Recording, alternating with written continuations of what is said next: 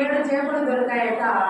6 చేపలేమో ఎండినాయి, 7వ చేప ఎండలేదు. ఆ 6 చేపలే అర్షడ్ వర్గాలు. జయించిన మనసును జయించలేడంత అర్షడ్ వర్గాలు. అవి అంచినా కూడా ఈ మనసు అనేది ఎప్పుడైతే వాటిలో కామంతో ఎడిక్ట్ అయినా, క్రోధంతో, లోభంతో, మోహంతో, మదంతో, మాత్సర్యంతో ఏ దానికి పోయి ఇది తారసపడ్డ అది మళ్ళా విజృంభిస్తుందట. కాబట్టి ఈ మనసును ఎండింప చేయాలి. చేప ఎందుకు వెళ్ళలేదు అని అడిగితే ఆ చేప గడ్డి మొమ్మ పట్టగలిగింది. గడ్డి మొమ్మ ఎందుకు అడ్డం వచ్చావు? ఆవు వేయలేదు. ఆ గడ్డి మొమ్మ అనేటువంటిది జ్ఞానం అనేటువంటిది మనము తినాలి. ప్రతిరోజు జ్ఞానాన్ని అభ్యసించాలి. జ్ఞానాన్ని ప్రతిరోజు రోజుకు కనీసం ఒక 10 పేపర్లన్నా మనం చదువుకోవాలి.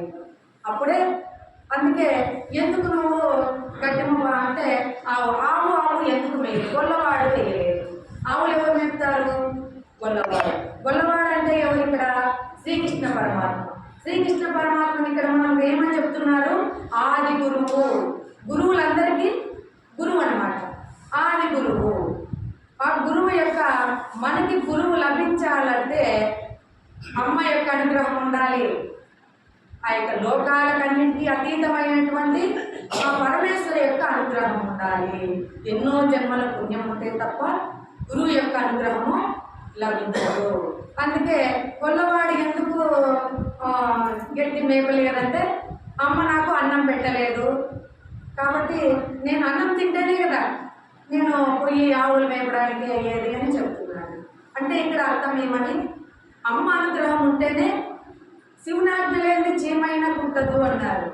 ఒక వ్యక్తి వచ్చి 4 మాటలు చెప్పాలన్నా వినాలన్నా మనకి ఆ అనుగ్రహం ఉండాలి. భక్తి అనే కార్యక్రమాలు చేస్తున్నా కూడా ఒక్కొక్కసారి మనకు అజ్ఞానం వల్ల పక్క వాళ్ళ మాయ అనేది కమ్మి దావి పట్టిస్తూ ఉంటారు.